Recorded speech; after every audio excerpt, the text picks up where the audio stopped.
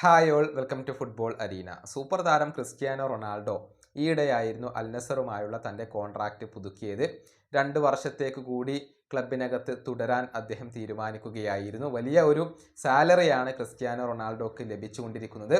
മാത്രമല്ല ഭാവിയിൽ ക്ലബിൻ്റെ ഒരു ഓഹരി അദ്ദേഹത്തിന് ലഭിക്കും എന്നുള്ള റിപ്പോർട്ടുകളും ഉണ്ടായിരുന്നു. ഈ കോൺട്രാക്റ്റിൻ്റെ ഭാഗമായിക്കൊണ്ട് അങ്ങനെ ഒന്ന് ഉണ്ട് എന്ന റൂമറുകൾ സജീവമാണ്. ഏതായാലും ഇതുമായി ബന്ധപ്പെട്ടുകൊണ്ടുള്ള ചില കാര്യങ്ങൾ ഇപ്പോൾ സൗദി അറേബ്യൻ മാധ്യമങ്ങൾ കണ്ടെത്തിയിട്ടുണ്ട്.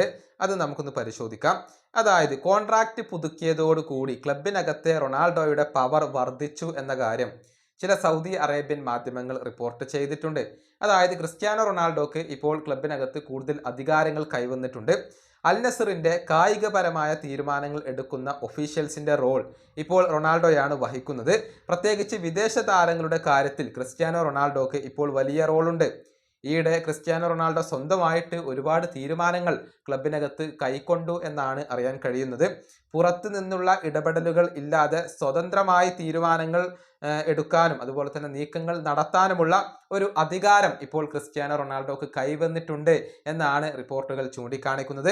ജോർഹെ ജീസസിനെ പരിശീലകനായിക്കൊണ്ട് വന്നതിൻ്റെ പിറകിൽ പ്രവർത്തിച്ചത് ക്രിസ്ത്യാനോ റൊണാൾഡോയാണ്. അതുപോലെ തന്നെ പോർച്ചുഗീസ് സൂപ്പർ താരമായ ജാവോ ഫെലിക്സിനെ കൊണ്ടുവന്നത് ക്രിസ്ത്യാനോ റൊണാൾഡോയാണ്. തൻ്റെ പ്രൈവറ്റ് ജെറ്റിലാണ് ജാവോ ഫെലിക്സിനെ സൗദി അറേബ്യയിലേക്ക് ക്രിസ്ത്യാനോ റൊണാൾഡോ എത്തിച്ചിട്ടുള്ളത്.